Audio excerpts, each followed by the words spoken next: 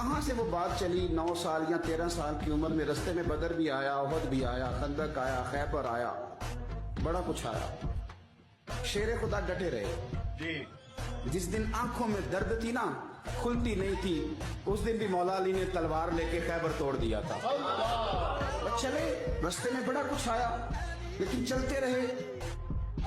جس دن کوفے کی جامع مسجد میں حضرت مولا علی کو خنجر لگا نا، زخم لگا اور داڑھی مبارک خون سے بھر گئی،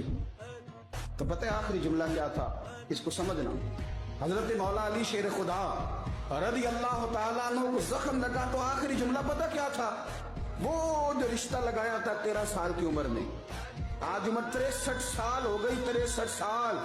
اپنی حیاتی تو قربان تھی ماں، محمد محمد پکیلے گزر گئی، آج 63 سال کی عمر میں زخم لگا،